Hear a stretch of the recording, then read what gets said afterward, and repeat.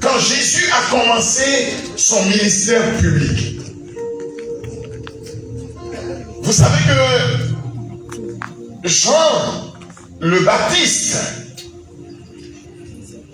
a été quelqu'un d'important pour ouvrir le ministère de Jésus. Dieu l'a suscité comme celui qui devait préparer le chemin du Seigneur. Amen. Et Jean a eu l'honneur et le privilège d'être celui qui, avant tous les autres, a reconnu dans l'homme de Galilée qui s'appelle Jésus, le Fils béni de Dieu et le Messie que le monde attendait.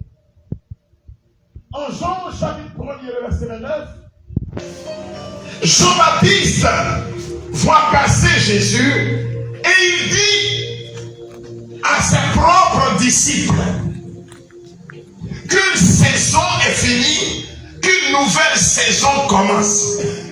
Je n'ai pas entendu ton amen. Il dit à ses propres disciples, en voyant Jésus passer, il dit ce que nous disons à chaque Eucharistie, à chaque messe: voici l'agneau de Dieu. Voici l'agneau de Dieu. C'est lui qui ôte le péché du monde.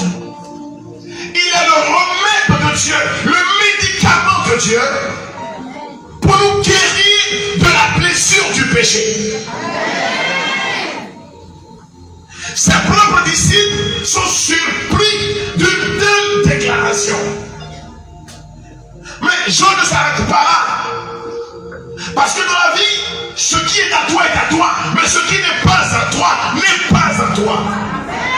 Et je veux dire à quelqu'un qui m'entend ce soir que nul ne pourra mettre la main sur ce qui est à toi. Car si tu es établi en Dieu, il fera en sorte que ce qui est à toi soit à toi. Je ne veux pas la grandeur qui n'est pas le mérite de son fait. Je ne veux pas qu'on ait de lui une plus grande opinion que ce qu'il est. Je ne veux pas des titres qu'il ne mérite pas. Il ne veut pas une considération qui va au-delà de ce qu'il est lui-même. Jean veut être Jean. J'espère que dans ta vie, tu veux correspondre à ce que Dieu veut que tu sois. Parce que tu ne seras pas un autre. Moi qui suis devant vous, quand j'ai commencé à lire la parole de Dieu, je suis rentré dans une sorte de crise intérieure. Je dis à Dieu: Seigneur, je veux être comme Abraham. Dieu a de l'humour. Dieu dit: comme Abraham. Je dis: oh oui Seigneur, comme Abraham. Je ne veux être que comme Abraham. Parce que la Bible dit que Abraham est le père de la foi. Seigneur, donne-moi la foi d'Abraham. Tu veux être comme Abraham? Pas de problème. Tu seras comme Abraham. Et puis je découvre dans la parole de Dieu, en lisant dans l'histoire d'Abraham, que Abraham eut peur. Alors qu'il voyageait avec Sarah, son épouse, Abraham a pris peur devant un homme. Il a renié ce qu'il était. Il dit: Sarah n'est pas ma femme, elle est ma soeur. Dieu dit: tu veux être comme Abraham? J'ai dit: non, pas comme Abraham, mais comme Moïse. C'est vraiment ce que tu veux? Oui Seigneur, Moïse ou rien. Parce que la Bible dit que Moïse était l'homme le plus humble de la terre. Je dis: mais Seigneur, tu as parlé face à face à Moïse devant le buisson ardent. La Bible dit qu'il y avait un feu. Le buisson était embrasé, mais il ne se consumait pas. Et du milieu du feu, tu as parlé à Moïse. Tu es le Dieu qui nous parle du milieu du feu. Et quand le feu sera ici, au rendez-vous de ce soir, Dieu parlera à chacun d'entre nous. Je dis à Seigneur: Abraham ou rien. Vraiment comme Abraham. J'ai dit: oui Seigneur, je veux être comme Abraham. La Bible dit que tu as donné à Abraham une verge, un bâton de commandement.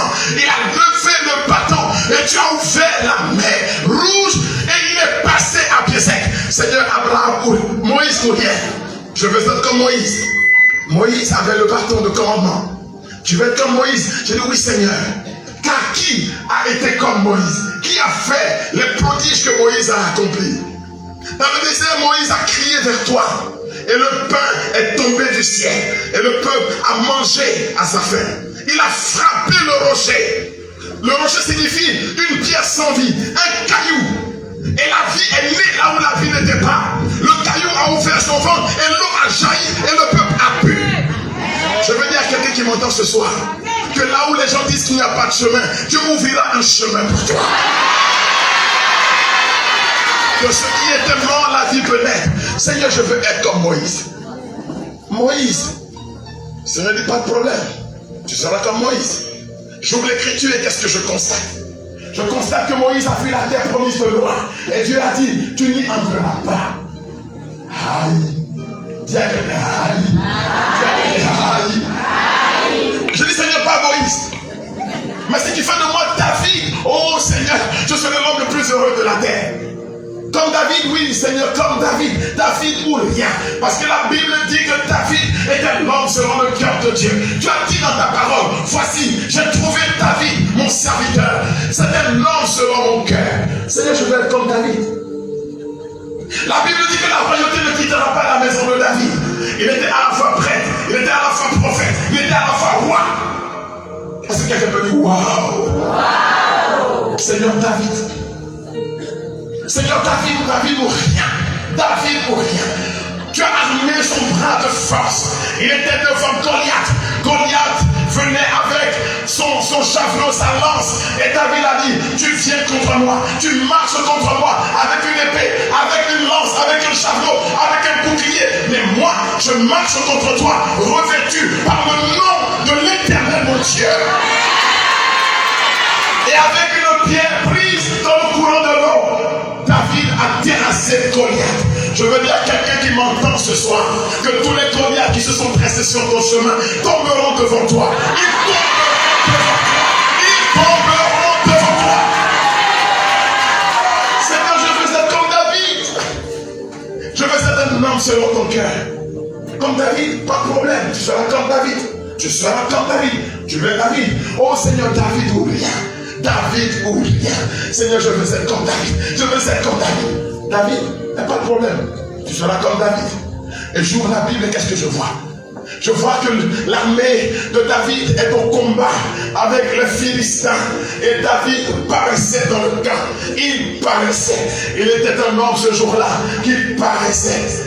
Et qu'est-ce qu'il a fait, David? Il monte sur la véranda de sa maison et il regarde à travers les claustras. Il dit oh! Et qu'est-ce qu'il voit? La femme d'un autre. Il regarde la femme de Urias le Hittite et il se met à convoiter ce qui n'est pas à lui. Et il se met à avoir des pensées mauvaises. Que toute pensée mauvaise qui s'est levée dans ta vie soit brisée ce soir au nom de Jésus. Et des mauvais sentiments entrent dans son cœur.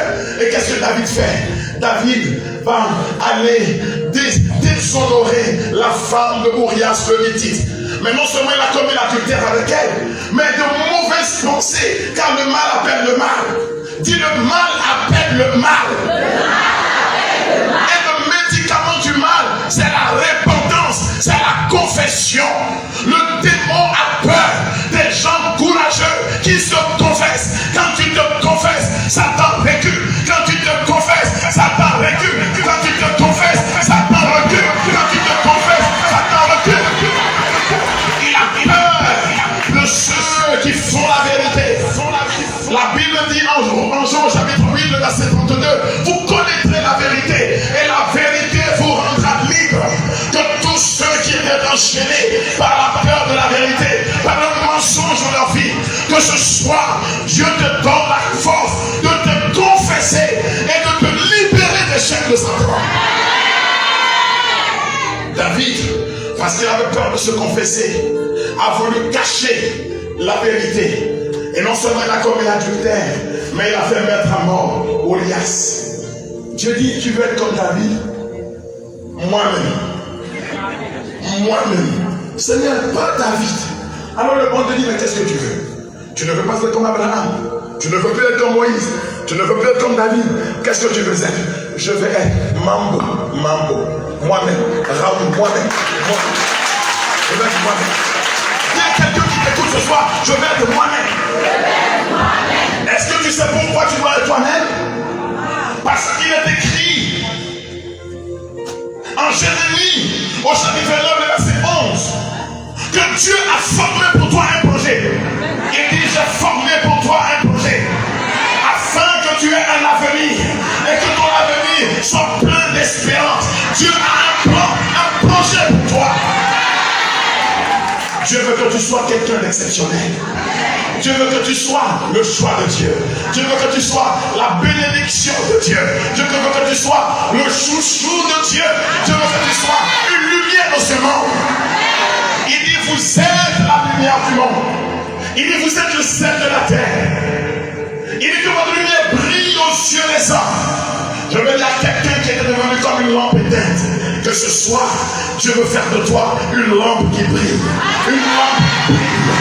Une lampe qui brille. Que ta lumière aille loin. Que ta lumière aille loin. Que personne n'arrête la lumière de ta vie. Que personne n'arrête la lumière de ta vie. En Matthieu chapitre 2, les mages ont dit à propos de Jésus, nous avons vu son étoile se lever. Nous avons vu son étoile se lever. Je veux dire à quelqu'un qui m'entend ce soir que ton étoile doit se lever. Si les hommes veulent que ton étoile tombe, Dieu veut que ton étoile monte au firmament.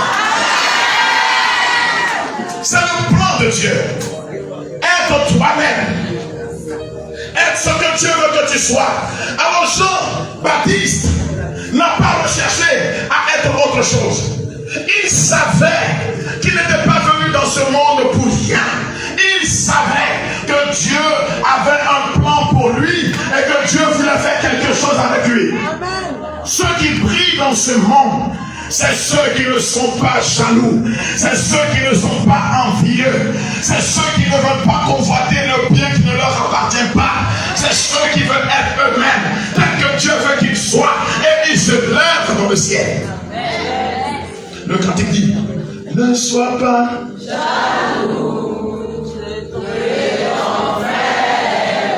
la chorale, chantez ce chant. On va se lever pour chanter ça. Si quelqu'un veut briller, il doit suivre l'exemple de Jean-Baptiste. Jean-Baptiste dit, Jésus, c'est lui l'agneau. C'est lui qu'il faut suivre. Ce n'est pas moi, Jean-Baptiste, qu'il faut suivre. Je ne suis qu'un serviteur de Dieu. Si quelqu'un vous dit de suivre Mambo, dites Ariel. Parce que la mission de Mambo, ce n'est pas qu'on suive Mambo, mais qu'on suive Jésus-Christ. Que Mambo vous annonce ce soir. Et que des acclamations soient données à ce Jésus-là.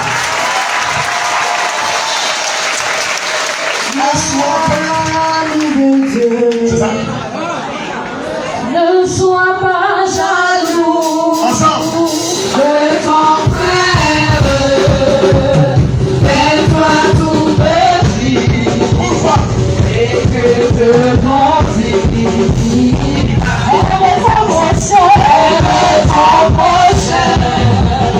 Aime ton bébé. Aime ton prochain.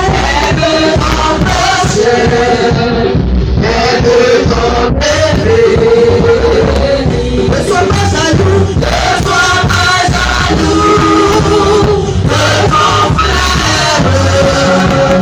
Fais-toi tout petit, et de te grandir. Ne sois pas jaloux. Ne sois pas jaloux de ton frère. Fais-toi tout petit, et de te grandir. Acclame le Seigneur. Jean-Baptiste était le prédicateur le plus écouté de son temps.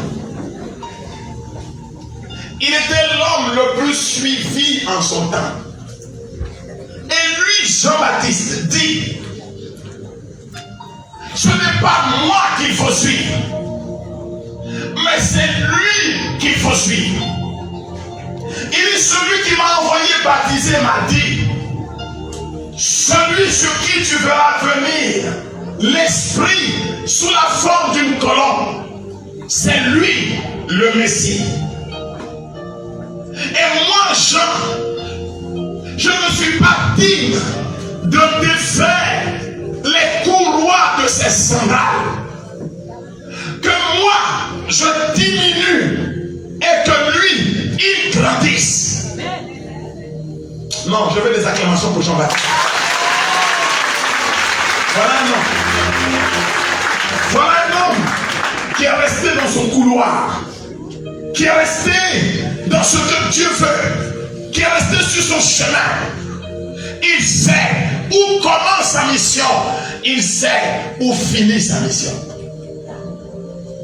Il n'a pas l'ambition d'être quelqu'un qui ne l'est pas. Et c'est son humilité qui fait de lui le plus grand, comme a dit Jésus, des enfants nés d'une femme.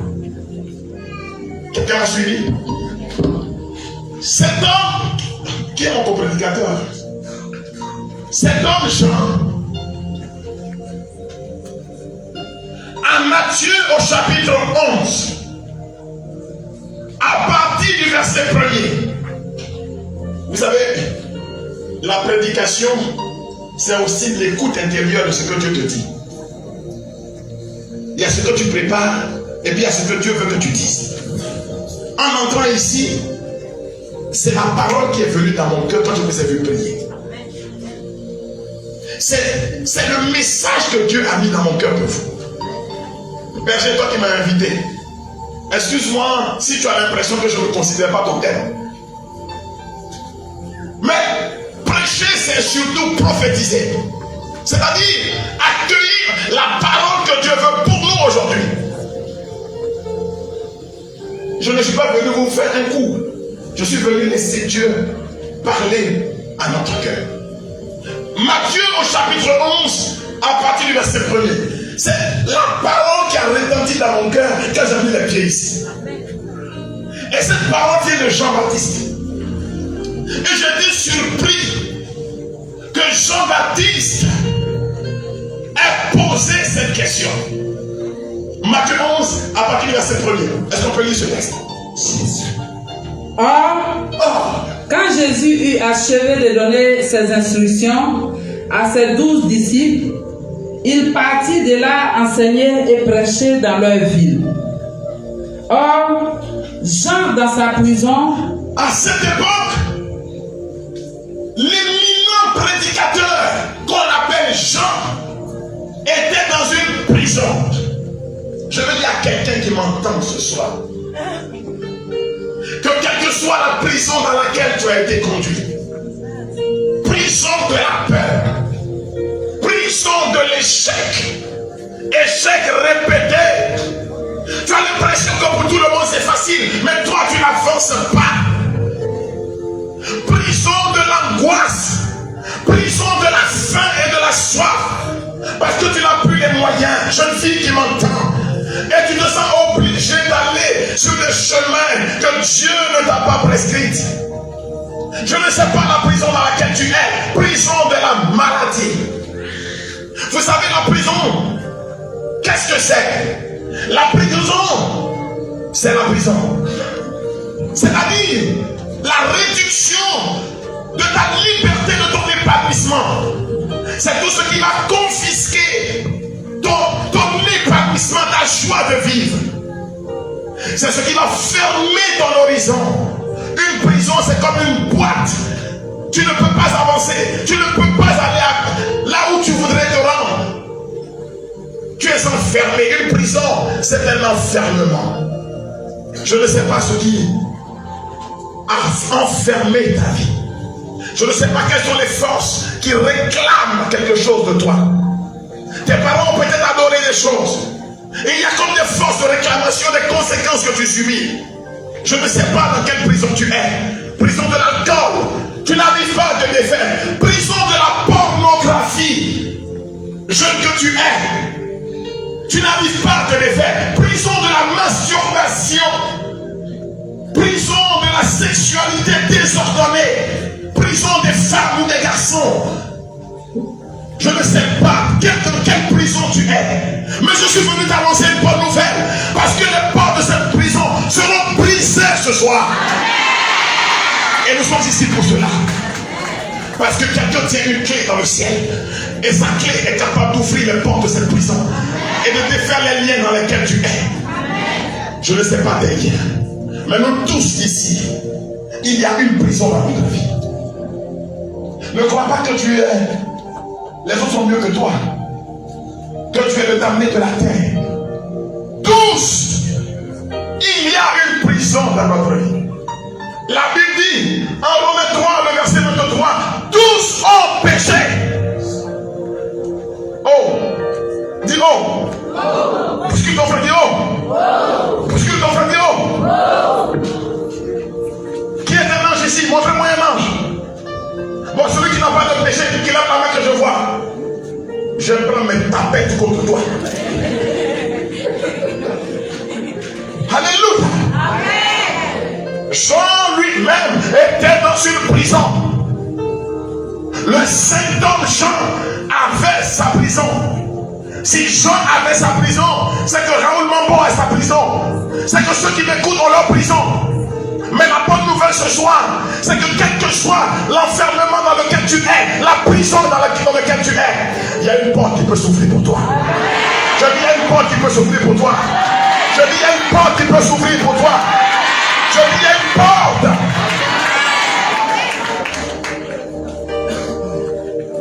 Du matin jusqu'au soir, tout peut changer.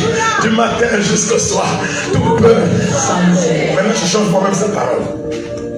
Du matin jusqu'au soir, c'est pas tout peut changer. Tout va changer. Tout va changer. Tout va changer. Tous ton frère dit tout va bien. Tous ton frère dit tout va bien. Tout va bien parce que je suis au bon endroit ce soir. Bon, je peux continuer la route avec moi? Est-ce que vous êtes avec moi? Bon, on se lève un peu. On fait comme ça un peu. On fait comme ça un peu. On fait comme ça un peu. On fait comme ça un peu. Vous savez, l'une des plus grandes séductions du diable, c'est que quand la parole est prêchée, il nous envoie un petit sommeil du soir. Dis je refuse. Dis je refuse ce sommeil.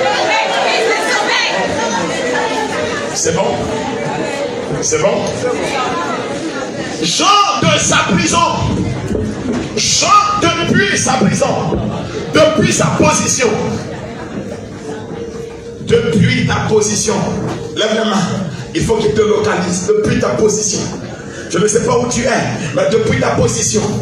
Ton corps est ici, mais peut-être qu'un travail est fait contre toi depuis Man, ou depuis Korobo, ou depuis Zouaounien, ou depuis Memli là-bas. Mais depuis ta position spirituelle, Dieu t'a déjà localisé et il va faire son boulot. Jean, depuis sa prison, avait entendu parler des œuvres du Christ. Avait entendu parler des œuvres du Christ. Ce verset est important. Le Jésus que nous adorons, il est parole et il est action. Je n'ai pas entendu ton amen.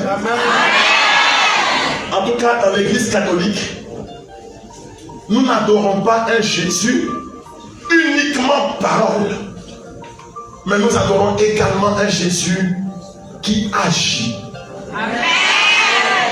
C'est pourquoi dans l'église, il y a les sacrements, il y a la parole et il y a les gestes. Il y a la parole et il y a les gestes. Je veux entendre ça. Il y a la parole et il y a les gestes. Oui. Et une évangélisation est une occasion que Jésus aime. Parce que là, il parle et il agit. Il parle et il agit. Il parle et il agit. Il parle et il agit. Tranquille. J'ai senti dans mon cœur qu'il y a deux personnes ici qui sont habitées par un esprit qui vient de l'eau et qui se manifeste à vous sous la forme d'un serpent. C'est un esprit de divination qui vous donne des visions et des pouvoirs, mais qui vous traque et vous maltraite, même dans votre nuit, quand vous dormez. Vous êtes attaqué. Avant la fin de cet enseignement, le Seigneur vous a localisé. Qu'il vous libère de cette chose qui vous fatigue. Qu'il vous délivre de cette chose. Et quand sa puissance va tomber sur ces deux personnes, aidez-les à venir ici rapidement pour que cela soit terminé ce soir. Et je profite pour annoncer que tous ceux qui ont des manifestations spirituelles, mais qui viennent de pratiques diaboliques, qui voient des choses qui arrivent, par exemple la mort, et cela arrive, ça s'appelle des prémonitions, que le Seigneur libère ces personnes. Parce que vous avez peur à cause de cela. Vous n'êtes pas tranquille, vous êtes troublé. Et quel que soit ce que vous faites, ce que vous avez vu, et que parfois même vous avez peur de dire aux gens, mais ça se réalise. Ce n'est pas un don de Dieu, c'est une manifestation qui vient de l'autre. Mais que Dieu vous donne ses vrais dons à lui, pour que vous puissiez être une bénédiction pour les autres. Ce soir, qu'il mette fin à cela. Cette chose est dans ta famille. Et beaucoup de gens rentrent dans la divination dans ta famille, consultent et tout ça. On vous a déjà dit ça. Et tu es perturbé par cela. Je l'annonce parce que Dieu me l'a donné tout de suite pour toi. Et tu ne repartiras pas. Qu'il ne t'ait libéré de cela. Nous revenons. Jean, depuis sa prison, entendit parler de quoi? Des œuvres de Jésus. Il lui envoya demander par ses disciples. Alors Jean dit à ses disciples, allez trouver cet homme et demandez-lui. Allez trouver Jésus et demandez-lui cela pour que moi, Jean, j'aie ma paix et ma tranquillité.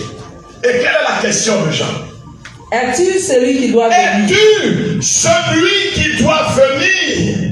Ou devons-nous Ou bien, après toi, il y a encore quelqu'un derrière toi. Dis à ton frère, on dit que derrière village, il y a village. Mais ce soir, je t'annonce que Jésus est ton terminus. Es-tu celui qui doit venir? Ou bien est-ce qu'il y a quelqu'un derrière toi?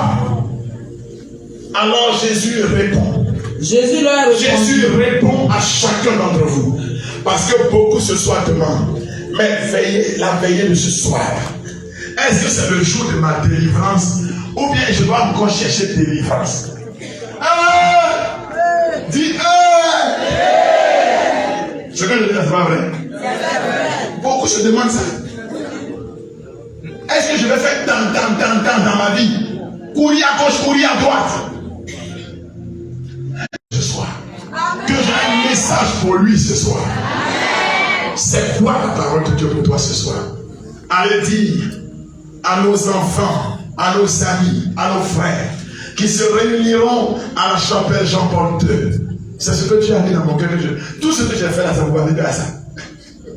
Allez leur dire ce soir que cette veillée, les hommes l'ont organisée, mais c'est Dieu qui l'avait programmée. Amen. Je n'ai pas entendu ton acclamation.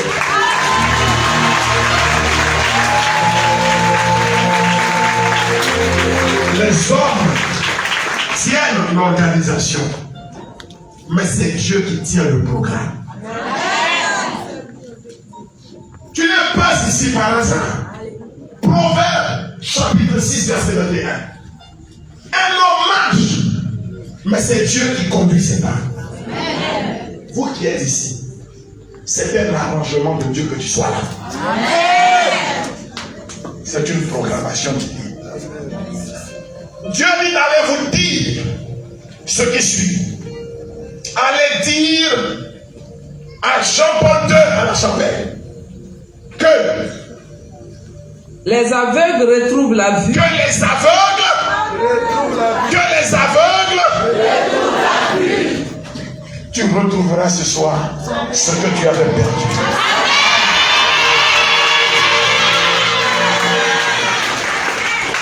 Un C'est qui?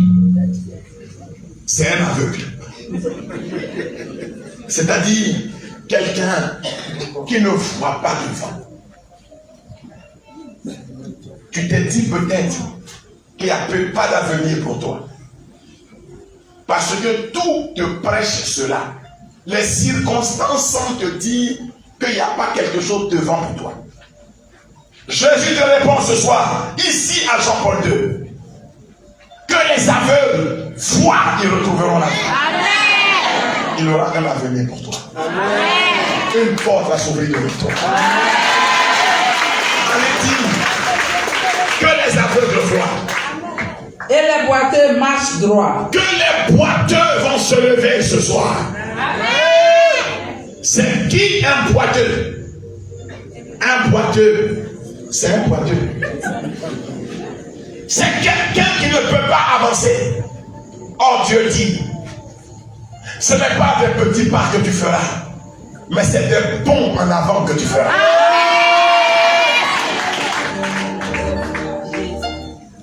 Vous savez, ce genre de signe, j'aime quand ça se produit, parce que ça nous montre que Dieu est vraiment le Dieu qui te prend d'un point A et qui t'amène à plus l'infini. J'étais parti dans un pays il y a 2 mois à peu près pour aller au secours d'une famille que Satan avait criblée à cause de mon travail d'exorciste que mon Seigneur m'a donné.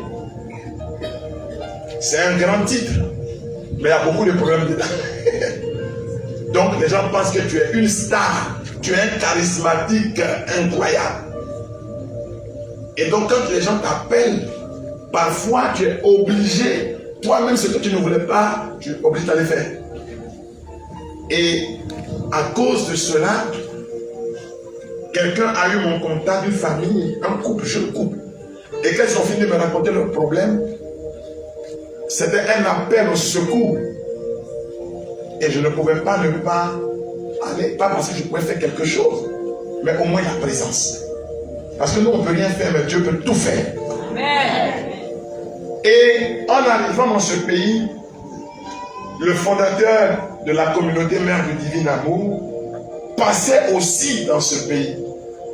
Et il avait un programme d'évangélisation. Et comme c'est mon papa, et que j'étais dans l'endroit, il fallait que j'aille le saluer, l'aider dans son travail. Parce que, charismatique, il n'y a pas de rivalité. On doit s'entraider. Et surtout, vos pères, vos aînés, vos devanciers, il faut se mettre à leur disposition pour les aider dans leur travail. Parce que le travail, là, il appartient à Jésus-Christ. Et puis, je suis allé l'aider. Et puis, vous savez qu'il a un grand charisme de guérison. Alors, il a fini de faire une petite prédication, pas très longue. Et puis il dit, mon fils Raoul, est-ce que tu peux m'aider à prier? Donc, j'ai commencé à prier comme faisait tout à l'heure. Le frère là avec beaucoup de feu. Et puis, le fondateur là, il se lève et lui dit, il y a une personne qui ne marchait pas, que Dieu est en train de guérir. Alors, une vieille petite blanche avec ses 2 béquilles voulait forcer ses lever. Donc les gens l'ont aidé. Mais la vieille était convaincue que cette parole était pour elle. Donc, nous on a continué la prière. Et puis, tout d'un coup, je vois le fondateur qui lui dit, mais laisse donc tes béquilles. Elle a laissé ses béquilles. Et puis, c'est pas pour me moquer, hein. Ça faisait comme avant dans la chanson, on dit, Pierre Loro, Pierre classé. Ça faisait comme ça, comme ça. Et puis tout d'un coup, Loro devient droit, devient droit, devient droit, devient droit.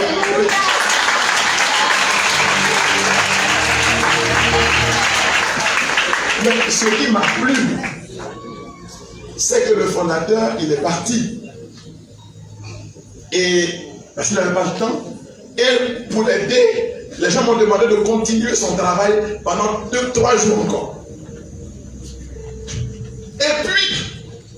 la vieille là, pendant les 3 jours, elle était à l'évangélisation.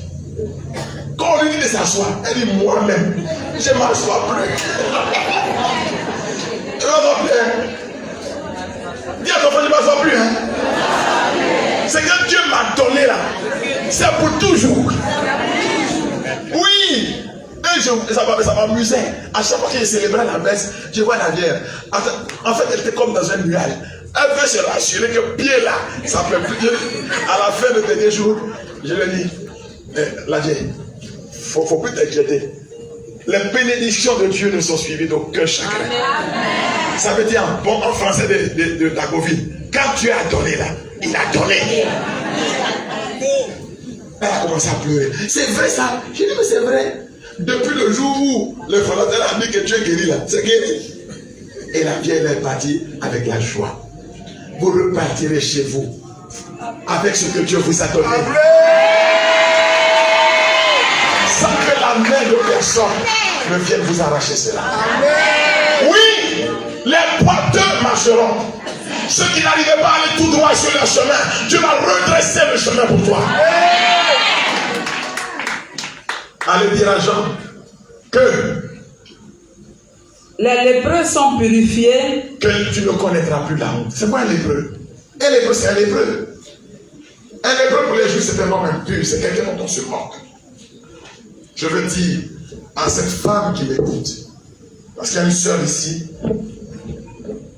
dans ton propre foyer, tu as l'impression qu'on se moque de toi. Je ne sais pas ce qui s'est passé. Même si Dieu me met quelque chose dans le cœur pour toi, tu as été trop humilié. Tu as été trop humilié. Tu as été trop moqué. Cette parole-là, c'est pour toi. Ceux qui se moquaient seront dans l'étonnement devant ce que Dieu est en train de faire pour toi. Les lépreux sont purifiés. Allez dire à Jean. Et les sourds entendent. Que tous ceux qui étaient saturés de mauvaises nouvelles, la bonne nouvelle de Dieu te remettra debout. Mais tu as besoin, pour t'asseoir dans la délivrance que Dieu va te donner ce soir, tu as besoin de garder ta lampe allumée. C'est ça qu'on appelle le réveil.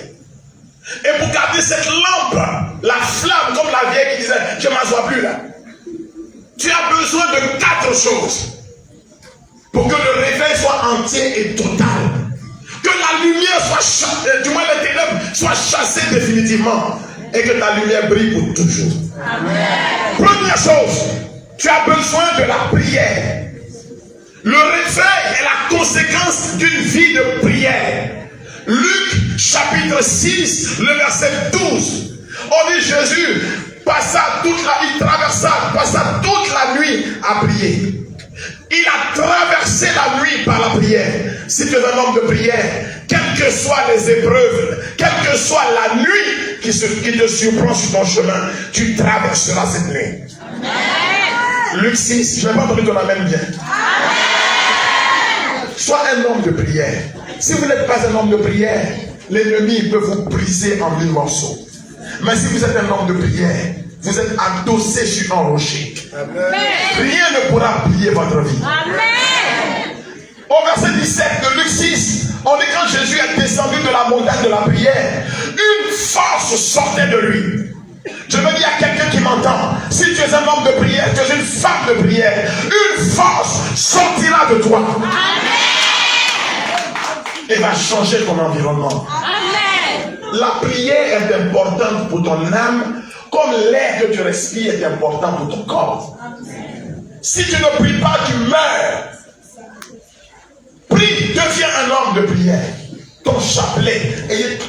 Soyez mon chapelet, je vois. Attends, je vais chercher pour moi-même aussi. Ton chapelet. Compte les grains de ton chapelet. Quand vous êtes habitué à prier le chapelet, vous savez ce qui se produit en vous. C'est que même quand vous n'ouvrez plus la bouche pour parler, votre esprit est toujours incliné en train de parler à Dieu. C'est une prière incessante qui naît en vous. Deuxième chose, pour garder ta lampe allumée, tu as besoin de la parole de Dieu. Le réveil vient avec la parole de Dieu. Parce que la parole de Dieu est un feu qui brûle en nous. Les disciples de Matthieu en Luc 24 ont dit, nos cœurs brûlaient en nous quand ils nous expliquaient l'Écriture. Si vous ne lisez pas la parole de Dieu, vous êtes comme une bougie éteinte. Mais quand vous lisez la parole de Dieu, vous êtes en état de veille spirituelle. Lisez la parole de Dieu. Ne laissez pas les gens venir vous distraire. Ils vous citent des versets bibliques qu'eux-mêmes ils ne comprennent pas. Dis aïe. Aïe. Non, Dieu a dit, tu ne feras pas de statues. Donc on va les casser les statues. Oh quoi? Dis oh quoi? Exode 20. Oh quoi? Dis Exode 25. Dieu dit à Moïse, fais la représentation de 2 statues d'anges aux ailes déployées sur le couvercle du tabernacle. Et au milieu de ces statues, je manifesterai ma gloire pour Israël. Je ne vais pas mettre ton amen. Exode 20. Exode 25. Et puis Exode 25. Exode 35. Et puis Exode 35. Dans le livre des Nombres aussi au chapitre 21. Et puis dans l'évangile de Jean chapitre 3 le verset 14. Et puis Jésus lui-même il dit, qui m'a vu a vu le Père. Il est l'image visible du Dieu invisible. Enfin pas l'image. En quoi? Ta Bible ouya ouya. Ta Bible a ton café. Père c'est joie. Troisième chose. Si tu veux garder la flamme, tu veux rester en état de veille, les sacrements, et particulièrement le sacrement de l'Eucharistie et ce qui va avec le sacrement de la confession. Satan peut te faire tomber 1000 fois, on s'en tabac. Si tu rentres au confessionnal que tu ressors, tu es nickel. Propre. Quel sang produit quelqu'un. Dieu te lave propre. Les chrétiens qui se confessent sont des chrétiens qui sont toujours debout dans leur vie. Tu te confesses combien de fois dans la vie? Il y en a même, ils ne savent même plus comment se confesser. Mon père, j'ai appris comment on fait. Le bien en a pris, tu ne te confesses pas. Un bon catholique, une fois par mois, il va se confesser. C'est comme voiture, on fait vidage. C'est pas comme voiture de maman, j'ai dépassé le terme. Il faut faire vidage. Tu nettoies ton moteur et tu es toujours debout. Alors, le diable n'a pas un motif pour t'accuser. Parce que tu es propre. En Jésus, il n'a trouvé aucun motif d'accusation. Premièrement, j'en dis quoi? Premièrement,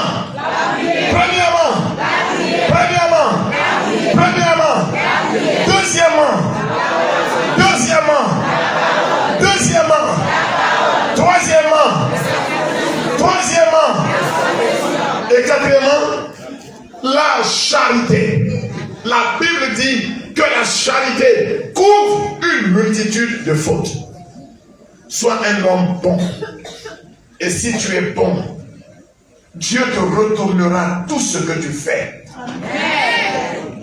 La Bible dit, dans le psaume 112, le verset 5, que quand tu es un homme bon, l'homme de bien, on dit la pitié et le partage, et tout ce que fait cet homme réussira. Amen. Je déclare que tout ce que ta main touche réussisse pour toi. Amen. On va se tenir debout. Et j'ai fini. Que Dieu vous bénisse. Amen. Amen.